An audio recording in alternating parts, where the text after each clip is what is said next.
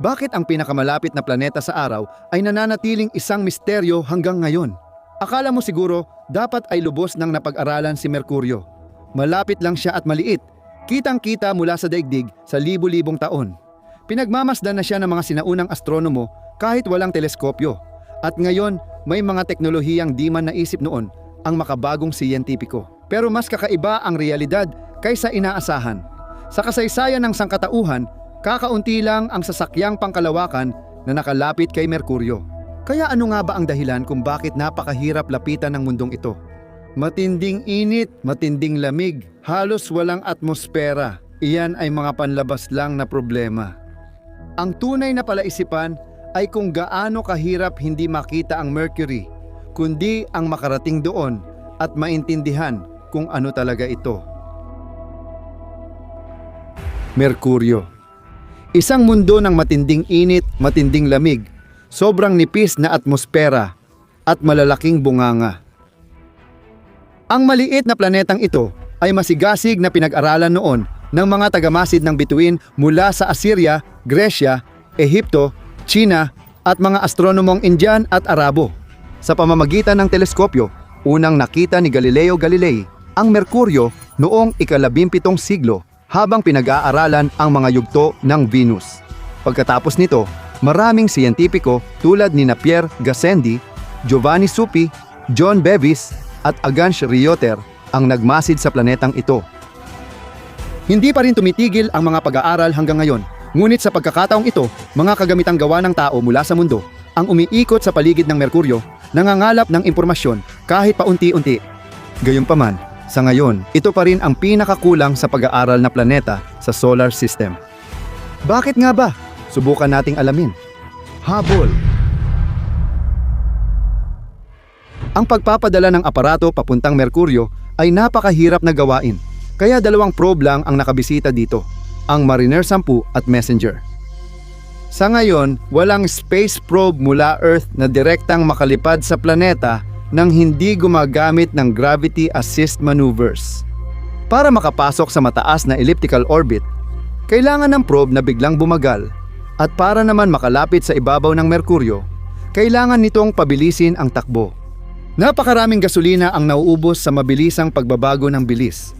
Sa buong kasaysayan ng kosmonautika, hindi naging posible ang pagpapadala ng mas maraming sasakyang pangkalawakan malapit sa Merkuryo.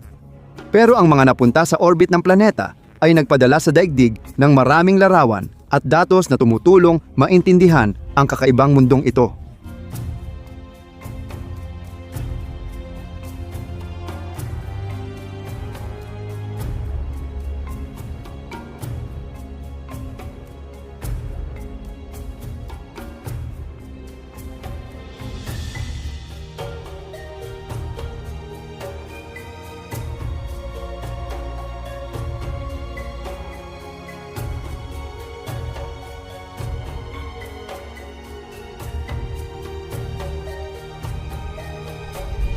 Si Mariner 10 ay naglakbay papuntang Merkuryo noong 1973.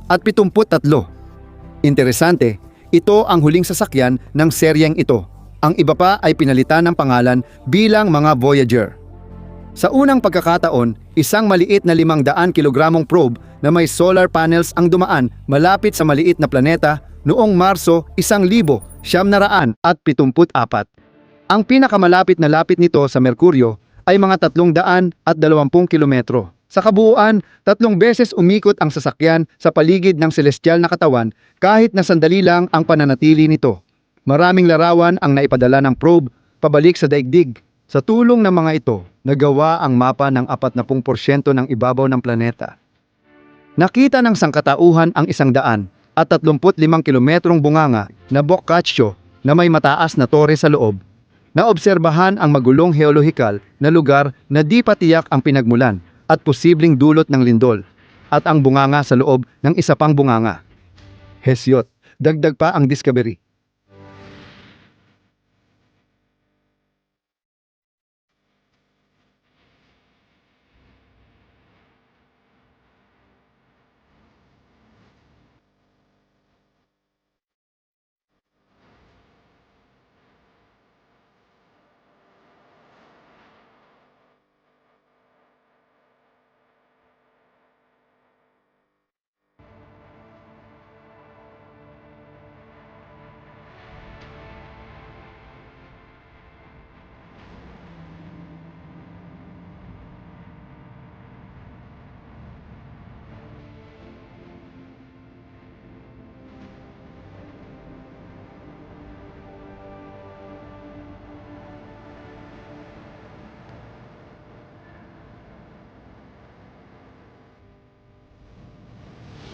Nadiskubre ng Mariner 10 na mas marami ang bunganga sa Merkuryo kaysa sa buwan.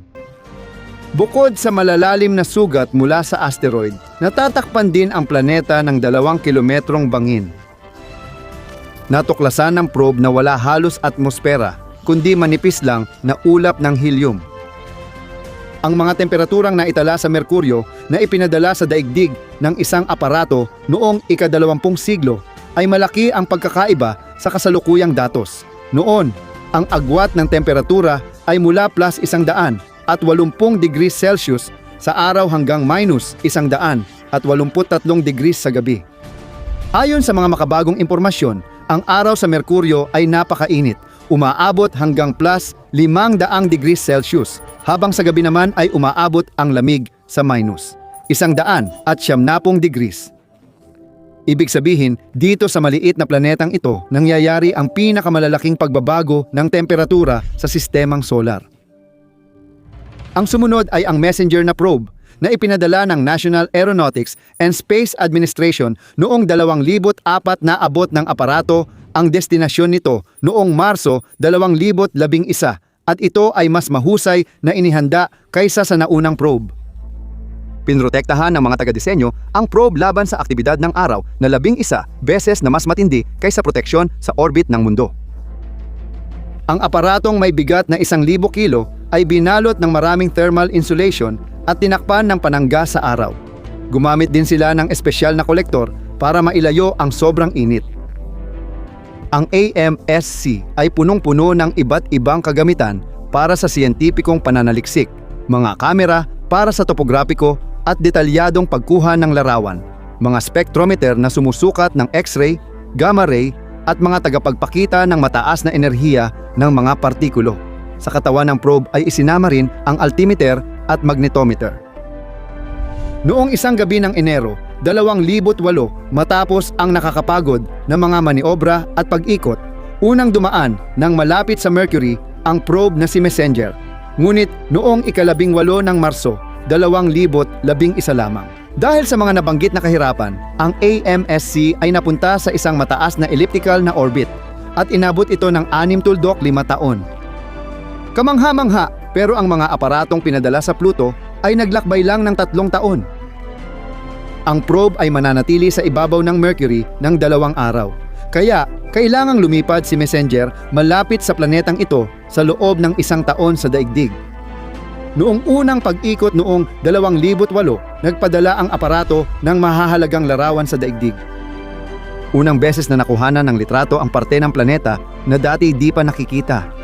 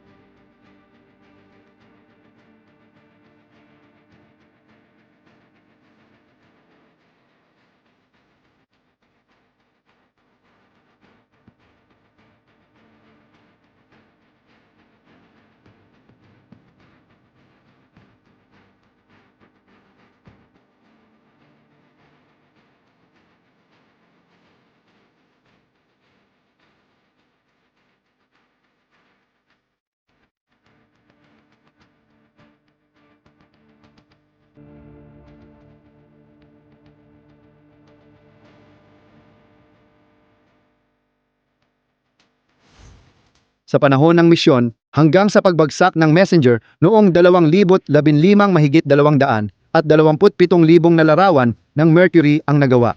Noong 2010 kumuha ang probe ng isang family portrait ng mga planeta ng solar system. Isa itong kakaibang hamon na sinimula ng Voyager noong 1990.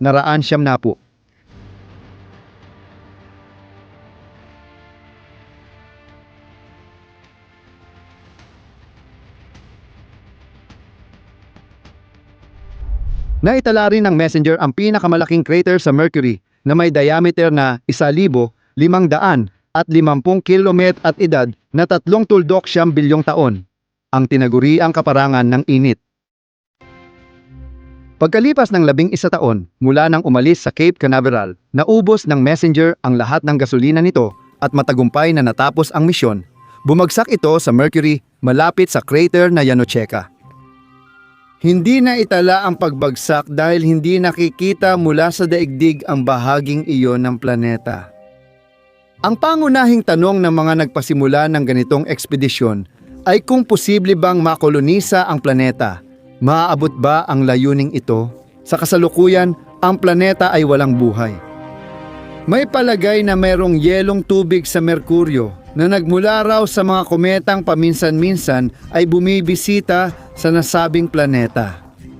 Ang singaw ay gumagalaw sa ibabaw at namumuo sa ilalim ng mga polar na bunganga na di nadadaanan ng araw. Kung hindi isasaalang-alang ang hirap ng pagpunta sa Merkuryo, pareho rin ang paraan ng pagkolonisa nito sa buwan. Ang mahahalagang yaman, malalaking solar reserves, sapat na grabidad, at malaking core ay posibleng gawing himpilan ng tao ang planeta sa hinaharap, kahit bilang orbital na istasyon. Noong simula ng paglalakbay ng tao sa daigdig, mahirap isipin ang kanyang naramdaman noon. Ang mundong ito ay napakayaman sa pagkain, na hindi kayang mabuhay ng matagal kung wala. Ngunit sa parehong panahon ay hindi rin nakakalimot magbigay ng mga sorpresa sa anyo ng hindi inaasahang mga panganib. Noong unang panahon, inaangkop natin ang sarili sa buhay dito. Sa araw, pinapainit tayo ng dilaw na bola sa langit. At sa gabi, may liwanag na gumagabay sa atin. Parang ang lahat ng ito ay sadyang nilikha ng kung sino para sa atin. Habang lumilipas ang panahon, lalo pang sinisiyasat ng tao ang kanyang lugar sa mundo. Lumalawak ang pananaw at lumalampas sa hangganan ng daigdig at sistemang solar. Doon natin napagtanto na hindi talaga tayo ang sentro ng universo. Kamakailan lang natin nalaman kung gaano kalaki at katanda ang universo. Naging malinaw na ang ating planeta ay isang butil lang ng buhangin sa gitna ng napakaraming mundo na umiikot sa kanilang mga araw sa ibang mga galaksya. Ang daang gatas ay isa lamang sa mga galaksya ng lokal na grupo na kabilang sa Galactic Supercluster ng Virgo na binubuo ng mahigit 3,000 at libong galaksya. Libo-libo ang ganitong supercluster at ito ay sa bahagi pa lang ng kalawakan na nakikita natin. Hindi natin alam ang eksaktong sukat ng universo at kahit ang mga nalaman natin ay mahirap pa ring maintindihan. Hindi pa talaga kayang lubos maunawaan ng utak ng tao ang ganitong kalalaking sukat. At isa pang kamanghamanghang katotohanan ay hindi tayo mag-e-exist kung hindi sumasabog ang mga bituin at ikinakalat sa kalawakan ang mga sangkap na kailangan para sa pag-usbong ng buhay. Pero mas nababahala tayo hindi sa laki ng universo, kundi sa oras na inilaan sa atin para pag-aralan ito. Ang pinaka nakakaintrigang tanong ay, gaano pa katagal akong mabubuhay? Pag-isipan mo ito. Kahit na palarin kang mabuhay ng 100 taon dito sa mundo, mayroon ka lang 5,200 na linggo. Kung ikaw ay 25 taong gulang na ngayon, 3,900 na linggo na lang ang natitira sa iyo. Kung mamamatay ka sa edad na 70, 2,300 at 40 na linggo na lang ang natitira sa iyo.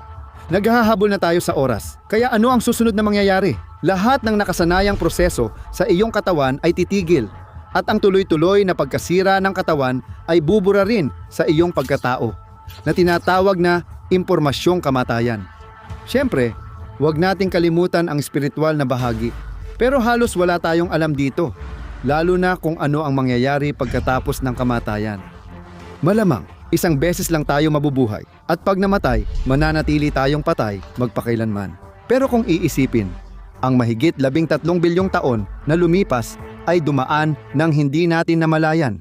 Kaya't ang mga susunod na bilyong taon, pagkatapos ng kamatayan, ay hindi mo rin mararamdaman. Ayon sa isa sa mga teorya ng pag-unlad ng universo, ito ay mamamatay rin paglipas ng takdang panahon. Kaya hindi lang kayo ang magiging patay.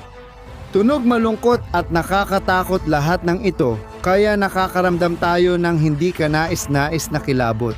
Kaya, iminumungkahi naming tingnan ninyo ang isang di-siyentipiko at subitibong pananaw na maaaring magbigay ng pag-asa. Sana maintindihan ninyo kami. Alam lang namin tungkol sa pag-iral ng tao kung ano rin ang alam ninyo. Ano ang ibig sabihin nito? Aminin natin, parang kaduda-duda na ang trilyon-trilyong mga bituin ay nilikha lang para gawing napakaganda ang ating langit. Biro pa nga na binigyan tayo ng isipan para maunawaan na hindi tao ang bida sa larawang ito. Isipin mo, kung magwawakas ang universo, lahat ng ating mga pagkakamali at masasamang gawa ay wala ring magiging saysay. Kahit ngayon, may halaga lang ang mga ito sa mga hangganang tayo rin ang gumawa. Pero sa huli, palalayain tayo ng universo mula rito. Kung buhay lang ang ipinagkaloob sa atin para maranasan, ito lang ang tunay na may halaga. Malabong may namumuno sa universo. Kaya wala itong mga patakaran o sariling layunin. Ibig sabihin, kaya nating lumikha ng mga iyon. At hanggat hindi pa nawawala ang sangkatauhan, may pagkakataon tayong tunay na mabuhay ng sarili nating buhay. Huwag kalimutang pahalagahan ang bawat sandali, tuklasin ang mundo at ang sarili, mag-enjoy sa sining, pakikisalamuha, masarap na pagkain, at ganda ng kalikasan ng ating planeta. Hindi natin kailangang maramdaman na hiwalay tayo sa universo. Dahil bahagi tayo nito. Isang bahagi na, higit sa lahat, kayang umunawa nito at ng marami pang iba. Kayang mag-isip at gumawa ng mga pambihirang tuklas na kayang baguhin ang buhay. Marami pa tayong tanong kung tayo lang ba ang narito sa universo. Kung ano ang ating mga nilikha at kaluluwa, kung ano ang buhay, at kung tama ba talaga ang ating pag-unawa sa realidad. Kaya nating hanapin ang mga sagot, tutulungan tayo ng ating hangarin at kuryosidad. Sa huli, ang ibang mga mundo na pinapangarap nating marating. Ito lang ang ating pagkakataon at kailangan nating sulitin ito. Noong Enero 2005, sa kauna-unahang pagkakataon sa kasaysayan, nagawa ng sangkatauhan na maglanding ng isang space probe sa panlabas na bahagi ng solar system. Ang tinutukoy dito ay ang Huygens na probe na inilunsad noong 1977 kasama ng kilalang Cassini na orbital station.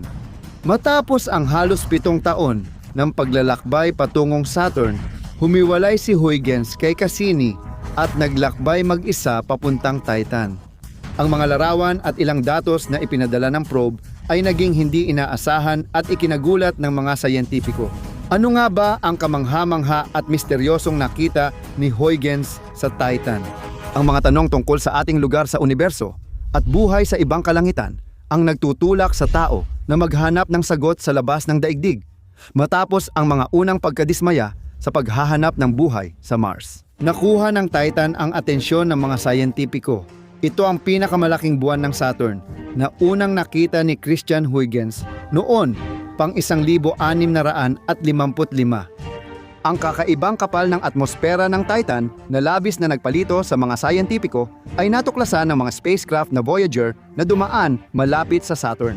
Ang napakakapal at misteryosong atmosfera ng buwan ang naging pangunahing layunin ng pag-aaral. Matapos ang isang buwang biyahe papuntang Titan, sinimulang bumaba ni Huygens sa ibabaw nito. Tumagal ito ng 2 oras at 28 minuto, ngunit sabay na nangongolekta ng impormasyon, nagsasagawa ng mga sukat at kinukunan ng larawan ng probe ang ibabaw ng buwan. Bahagyang pinabagal ng mga parachute ang bilis ng pagbagsak at bumangga ang aparato sa ibabaw sa bilis na mga 4.5 metro bawat segundo. At kahit na malambot ang paglapag, ang acceleration ng freefall ay 15 beses na mas malaki kaysa sa Earth. Kaya't ilang mga kagamitan ay nakaranas ng pansamantalang sobrang pagkakabigla. Ang halos hindi marinig na signal ng radio transmitter ay umabot lamang sa daigdig makalipas ang 67 minuto.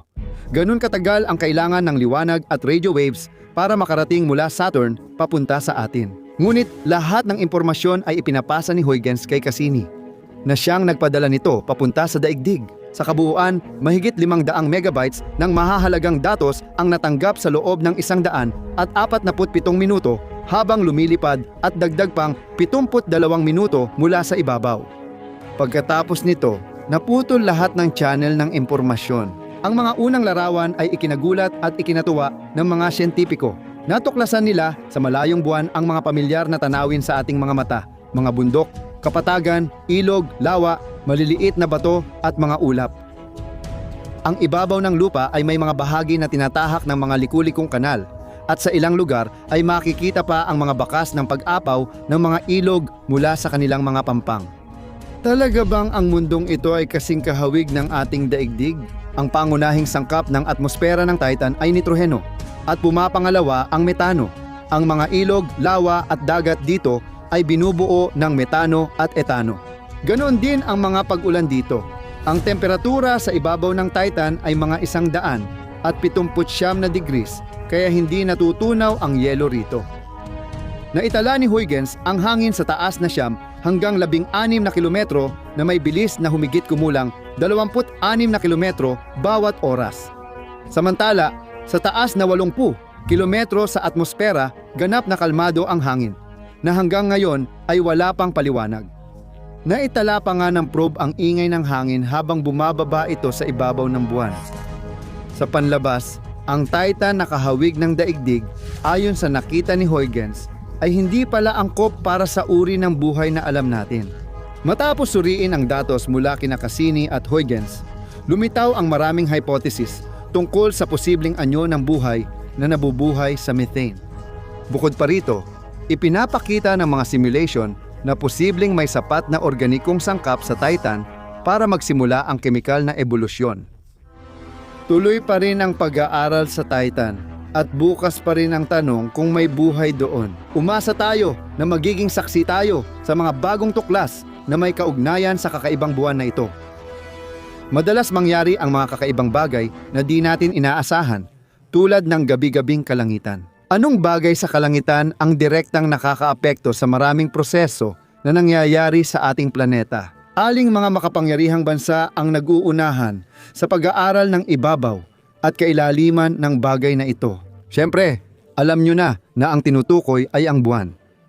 Ang presensya o pagkawala ng satellite na ito sa kalangitan ay maaaring magdulot ng malaking epekto sa pamumuhay ng sangkatauhan. Dahil dito, ang detalyadong pag-aaral ng pinakamalapit na malaking bagay sa atin ay pangunahing layunin para sa mga higanting bansa tulad ng Estados Unidos at China. Narito ang matagal ng laban para sa pagiging una at para sa mga yaman. Dalawang suliranin na patuloy na sinusundan ang sangkatauhan mula pa noong ito'y umiiral sa mundo. Sino ang mananalo sa karerang ito sa kalawakan? Sa ngayon, nangunguna ang China habang mabagal na sumusunod ang National Aeronautics and Space Administration at Artemis. Kaya, ang buwan. Paano nga ba ito nabuo at kailan ito naging kapitbahay natin? May tatlong pangunahing hipotesis kung paano nagkaroon ng buwan. Una, ang buwan at daigdig ay nabuo mula sa iisang protoplanetaryong ulap. Pangalawa, ginamit ng mas malaking daigdig ang grabidad para mahuli at paikutin ang buwan sa paligid nito. Pero ang pinaka-popular na hipotesis na sinusuportahan ng mga resulta ng pagsusuri sa lupa at iba pang mga pag-aaral ay ang tinatawag na higanting banggaan o mega impact. Ibig sabihin nito ay nagkaroon ng sinaunang banggaan ang daigdig at isang bagay na halos kasing laki nito, katulad ng Mars. Bunga ng trahedyang pangyayaring ito, nabuo ang buwan mula sa mga pira-pirasong labi. Ano ang pinakabagong balita sa siyentipikong mundo na bahagyang nagpapatunay sa pinakabagong teorya? Kaugnay ito sa mga gawain ng Chinese na AMSC Chang'e. Ang mga layunin na itinakda para sa kanila ay ang pag-aaral ng ibabaw at kailaliman ng buwan dahil ang proyekto ay bahagi ng pandaigdigang lunar na programa ng China. Ang Chang'e 3 ay nagdala ng lunar rover na UE-2 sa buwan at ang Chang'e 4 ay tumulong sa pagpapalapag ng lunar rover na UE-2 sa ibabaw ng buwan. Noong 2020 ang Chang'e 5 ay nagdala ng mga sample ng lupa mula sa buwan pabalik sa daigdig sa kauna-unahang pagkakataon mula noong 1976 at ngayong tag-init ng 2024 ang Chang'e 6 ay nakagawa ng isang bagay na hindi pa nagagawa noon. Nakakuha ito ng lupa mula sa likurang bahagi ng buwan. Sa totoo lang, sa misyon na ito ay maraming natatanging kaganapan tulad ng ginawa ni U-2 ng kauna-unahang larawan ng likurang bahagi ng ating buwan mula sa malapitang distansya sa kasaysayan ng kosmonautika. Hindi direktang maipapadala ang impormasyon mula sa hemispyereng iyon papunta sa daigdig dahil tidal lock ang buwan at laging nakaharap sa atin ang kabilang bahagi nito. Nag-ingat na ang China sa paglutas ng problemang ito ng maaga. Noong 2018, nagpadala na ang China ng artipisyal na satellite na Chuekiao sa Lagrange Point sa pagitan ng daigdig at buwan. Siya ang matagumpay na tagapamagitan at tagapadala ng mahahalagang impormasyon sa Chinese Sentro ng Pagkontrol ng Paglipad ng AMS. Ang lunar rover na Yutu-2, kahit naka-sleep mode, ay naranasan pa rin ang napakalamig na temperatura sa gabi sa buwan na halos -170 degrees Celsius. Ang aparato ay nasa likod pa rin ng buwan at gumagalaw ito ng sobrang bagal, halos parang nangangapa. Sa pagsisiyasat ng ibabaw ng ating buwan, ang sobrang bagal na paggalaw ay dahil sa mga katangian ng lupa na iba kumpara sa nakikitang bahagi ng buwan. Kasabay nito, naging rekordista ang lunar rover sa tagal ng operasyon dahil ito ay nagtrabaho sa buwan ng 340 araw sa mundo. Ano nga ba ang natuklasan ng aparato sa likod na bahagi ng buwan? Sa totoo lang, hindi nagmamadali ang China magbahagi ng mahahalagang balita at sensasyon, lalo na dahil ayaw nilang tulungan ang mga pangunahing kakumpetensya sa National Aeronautics and Space Administration Artemis mission. Gayunpaman, may ilang impormasyon pa rin na nakakalusot sa mga scientificong journal na Science at Nature at, syempre, sa mga media portal. Sa ngayon, alam na sa likod na bahagi ng buwan ay may natuklasang kakaibang anorthosite na mga glass bead ang Chinese na aparato na malamang ay nagmula sa epekto ng banggaan at agad itong tinawag na meteorite glass. Nabuo ang mga ito dito dahil sa mga asteroid na tumama na nagdulot ng matinding init at natunaw ang ibabaw.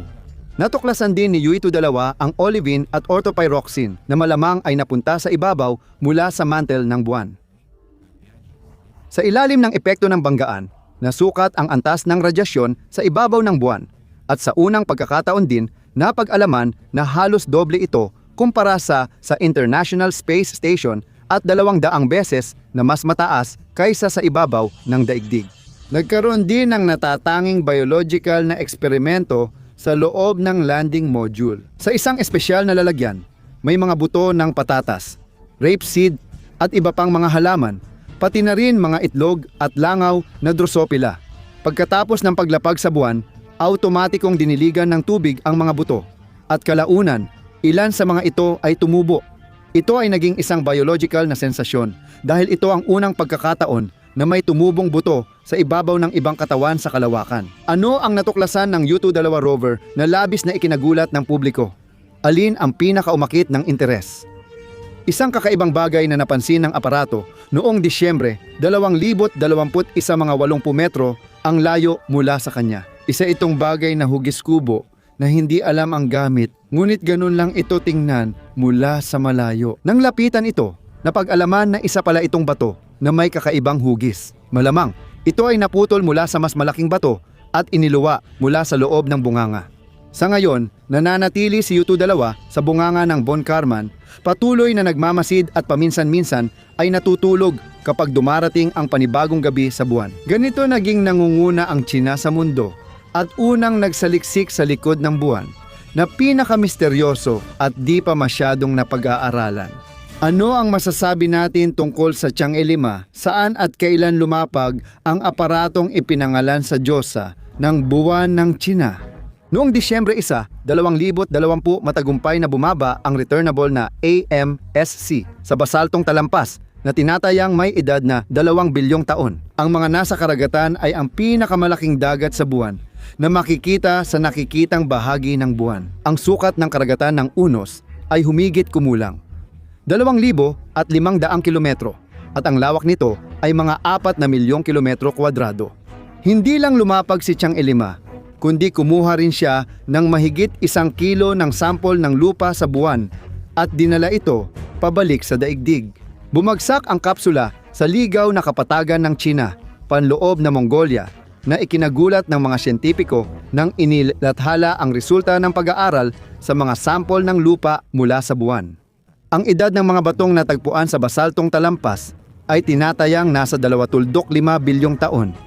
Hindi ito nakakagulat dahil ang lokasyon ay medyo bata pa, ngunit may isang piraso na mas matanda na tinatayang may edad na humigit kumulang 4.2 bilyong taon. Ang paglitaw nito rito ay nananatiling isang misteryo. Tulad din ng pagkakatuklas ng napakabatang mga sample sa mga malasalamin na bilog na ang edad ay hindi hihigit sa 123 milyong taon. Lubos nitong pinabubulaanan ang teorya na ang bulkanismo sa buwan ay tumigil mga 25 hanggang 29 bilyong taon na ang nakalipas. Pero bakit hindi natin nakita ang pagputok ng mga bulkan sa ating visual na pagmamasid sa ating buwan? Gayong ang mga ganitong pangyayari, kahit maliit lang, ay pwedeng mapansin gamit ang teleskopyo? Wala pa rin kasagutan sa tanong na ito. Pinagdududahan nito ang kasalukuyang pananaw sa heolohiya ng buwan at kailangan ng dagdag na pag-aaral.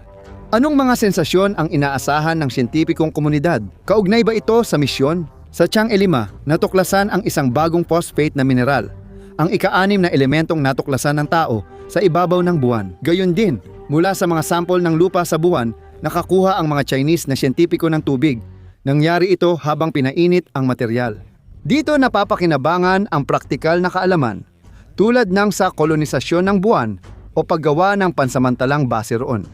Kung makakakuha ka ng 76 mililitro ng tubig mula sa 1 gramo ng lupa sa buwan, makakakuha ka ng 76 na litro ng tubig mula sa 1 tonelada, na sapat para sa 50 dash ng astronaut sa loob ng 1 araw. Binabago nito ng lubusan ang pananaw natin tungkol sa patay na ibabaw ng buwan at ginagawang mas makatotohanan ang mga plano para sa paggamit nito. At syempre, si Chang'e 6. Ano ang nagawa ng aparatong ito na ikinagulat ng sangkatauhan? Una sa lahat, dahil siya ang kauna-unahang nagdala ng 2 kilo ng lupa mula sa likod na bahagi ng buwan pabalik sa daigdig, partikular mula sa bungangan ng Apollon. Kasabay nito, itinaas ng aparato ang watawat ng KAESA sa ibabaw ng buwan, kung saan wala pang palatandaan mula sa daigdig noon. Batay sa karanasan ng naunang automatikong istasyon, noong Hunyo 25, 2024 dinala ni Chang'e 6 ang mga sample ng lupa pabalik sa daigdig at sa parehong rehiyon din ang autonomong rehiyon ng Loobang Mongolia. Iilan lang ang nailalathalang paunang resulta ng pag-aaral sa mga bato mula sa likod ng buwan. Partikular na binanggit na ang lupa sa lokasyong ito ay mas poroso at malambot at marami ring plagyo-klase na natagpuan sa sample. Itinuturing na magmatic ang mineral na ito at medyo karaniwan sa kalawakan. Halimbawa, natagpuan din ito sa asteroid na Itakawa. Isa pang mahalagang punto ay napakakaunti ng mga rare earth elements ng potasa at posporo, ang tinatawag na potasa at posporo sa dinalang lupa. Malaki ang pagkakaiba ng katotohanan ito sa sample na ito kumpara sa mga dinala ng Chang'e 5 probe at Apollo mission. Ito ay isa pang patunay kung gaano kaiba ang nakikitang bahagi at ang nakatagong bahagi ng buwan pagdating sa kanilang pisikal at heolohikal na mga katangian. Dapat ding tandaan na ang ganitong pagkakaiba at pagkakatuklas ng mga batong kahawig ng nasa daigdig ay hindi direktang patunay ng mega impact theory. Pero kumusta naman ang mga pangunahing kakompetensya, Amerika sa Chinese na space race? Sa ngayon, hindi pa gaanong matagumpay ang Artemis program kumpara sa Chinese counterparts. Itinatag ang programang pananaliksik na ito noong 2017 ng kontrobersyal na politiko na si Donald Trump. Sa ngayon, matagumpay pa lang natapos ang bahagi ng misyon ng Artemis 1, ang walang taong barkong Orion noong 2022 na inilunsad mula sa Cape Kennedy ay nanatili sa kalawakan ng 25 araw at 3 araw na gumalaw sa kabaligtarang direksyon. Kaugnay ng pag-ikot ng buwan, ito ang tinatawag na retrograde orbit. Pero ang Artemis 2 at ang mga susunod na yugto ng misyong ito ay malaki ang tanda ng tanong. Inaasahan nila ang misyon ng tao gamit ang Orion, pati ang pagbaba ng astronaut sa buwan at paglulunsad ng Gateway Station sa orbit ng buwan. Gayunpaman, kahit matupad ang mga planong ito, mas malayo na ang narating ng mga Tsino kaysa sa mga kakompetensya nila at hindi lang ito basta kompetisyon ng mga bansa. Kung may mahahalagang yaman na matagpuan ng automatikong misyon ng People's Republic of China sa buwan, maaaring ang kanilang mga kinatawan ay aangkinin at mamanipula ang bahagi ng buwan na na-explore nila at hindi papayagan ang iba na makapasok. Lalo pang nakakabahala ang mga plano ng China na marating ang timog na polo ng buwan, kung saan ayon sa mga siyentipiko, maaaring may malaking deposito ng yelong tubig. Basahin sa pagitan ng mga linya, ang mahalagang yaman ang tinutukoy lalo na sa kolonisasyon. Ang Amerika naman, sa ngayon, ay may malalawak pa lang na mga plano. Pagsapit ng 2030 nakatakdang maglanding sa timog na polo ng buwan. Sa 2031 landing sa buwan na may crew. Sa 2032 pagbaba sa satellite na may dalang lunar cruiser at iba pa. Sa misyon na Artemis 10 na naglalayong magtagal ang mga astronaut sa ibabaw ng buwan hanggang 2035. Sa tingin mo ba posible ang mga planong ito? At sino ang unang makakamit ng mga layunin? Kahit bahagya lang.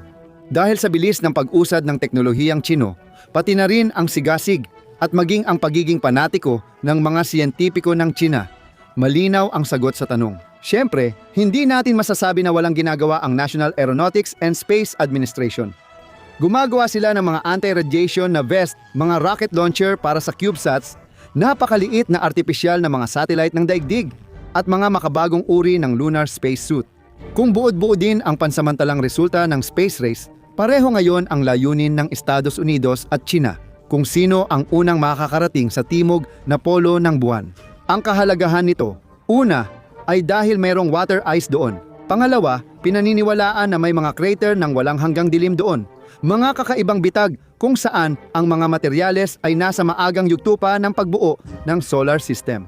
Pangatlo, mahalaga para sa mga susunod na misyon ang hypothetical peaks of eternal light, mga lugar sa buwan na laging may araw at nagbibigay daan sa tuloy-tuloy na pag-charge ng kagamitan gamit ang solar energy.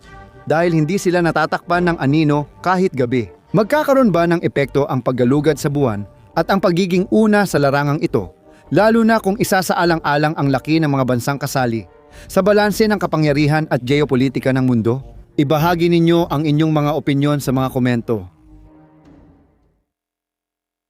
O sige, mga tagalupa, hindi pa ito ang huli. Marami pang interesante at kamanghamanghang episodes ang naghihintay sa atin. Pero para patuloy ko kayong mapasaya, gamit ang lahat ng mga karakter sa kalawakan, kailangan ko ng inyong feedback. Madali lang yan. Maglagay ka lang ng electronic na like sa ilalim ng video na ito kasi wala tayong ibang klase ng like. Ipagpatuloy ang pariralang alam ko. Sa ganitong paraan, mapapatunayan yung tama ang direksyon natin. Huwag lilipat hanggang sa muli nating pagkikita.